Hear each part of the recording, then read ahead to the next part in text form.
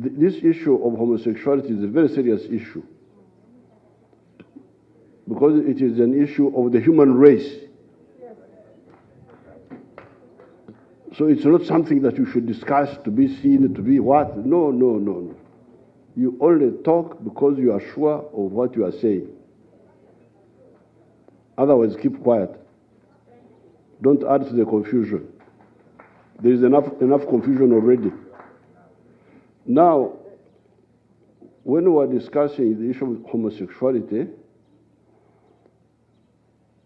in the last 200 years, in this part of the world,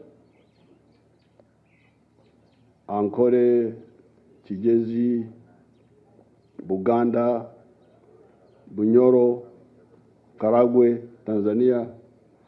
So, but it was a smaller number. I have had 5 names in the last 200 years. Because me, I'm from this area here. My clan is one of the oldest in this part of the world. Now, when this issue, at that time, of course, this was a private issue. People were not they were not encouraging it, but also they were not fighting it because it was like hidden, small secret of some few people. The problem with the Europeans is that they bring things which are out of place. So when it came up, 2014, now this time, I started trying to study this issue. What is it? Is homosexuality genetic? Is it in some people, some inherited? Is it hormonal? That somebody gets imbalance of hormones? Because there are some people who get those problems of hormones.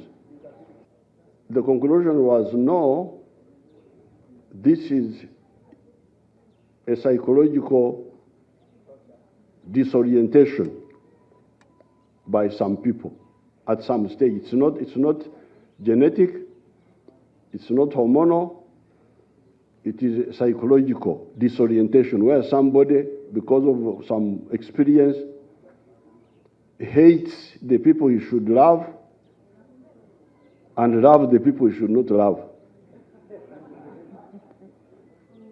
It's a type of like a sickness.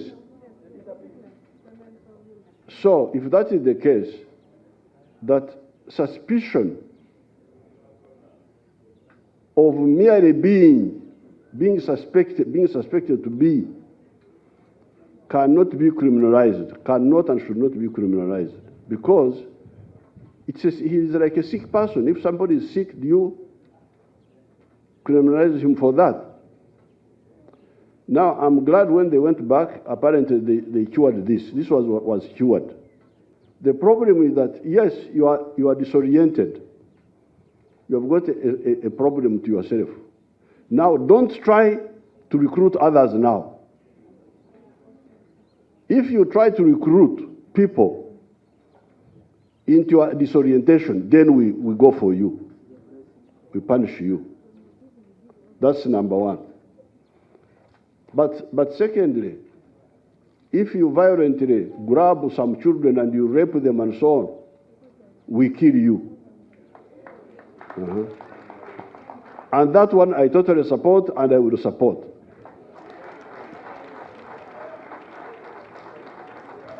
The 3 positions. Number one, merely being suspected of being is not an offense in itself. You are a person to be helped if you want helped, because it was said that some of the people can be helped to get back to normal. But secondly, if you want now to disorient others, we go for you, we punish you by imprisonment. If you go beyond that and you start raping children and so on, we kill you. Yes, sir. So there, we are, so, but later on, a woman from the World Bank rang me, and I told her exactly as I'm telling you. I said, I'm going to sign the bill because of the 3 points I've told you. Merely being, no, we cannot criminalize you. Being and trying to recruit, we punish you by imprisonment. Raping, we kill you.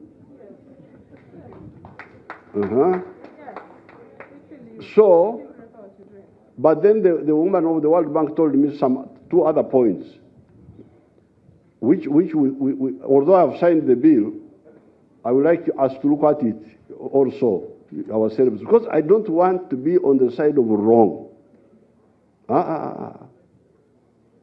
In all these fights, I have never stood on the wrong side.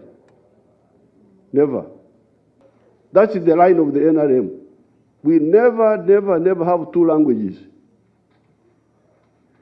What we tell you in the day is what we shall tell you in the night.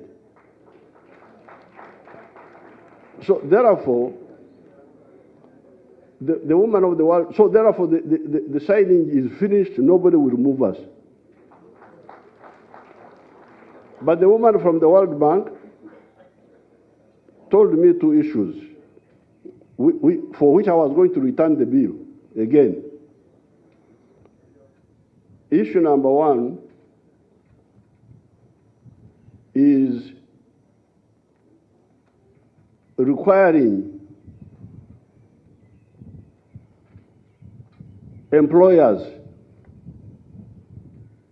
to make sure that there are no homosexuals in their company.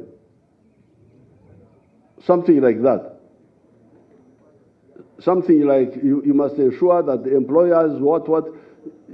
But how if that is there, I didn't read the whole bill, but if that is there, then we shall have to look at it, because it's really, you are wasting people's time to know how many people in the company are. That's what the woman of the World Bank told me. That's number one. If it is there, we shall have to sort it out. Now, the second one, where I think we would be on the wrong ground, is to blame real estate owners for houses being rented by homosexuals.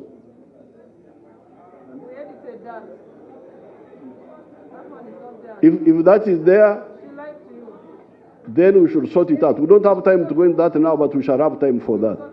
So these are the two areas which you should check again. So I was about to return the bill again, but then the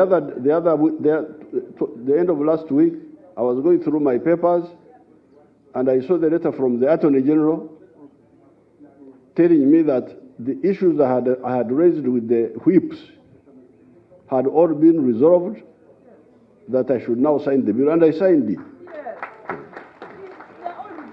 So, if you don't have the other weaknesses there, forget about all this nonsense. What I don't want is SOV on our side. We don't want any SOV, any mistake, because you cannot say, I am an employer, I have got so many employers at Ksozi, how do I know who is a homosexual?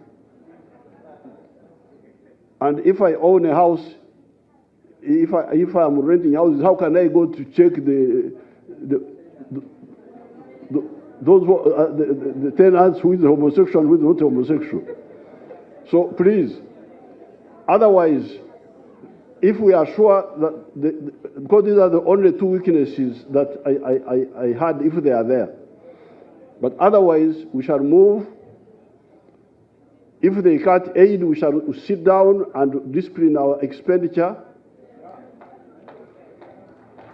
rearrange our budgets. If they interfere with our trade, we shall trade with others. So that one is not my, and that's what I was telling you. The other time when I met you at Kololo, I said, you people, you should be ready for a war. And you cannot fight a war when you are a pleasure seeker, if you like a soft life. So war is not for soft life.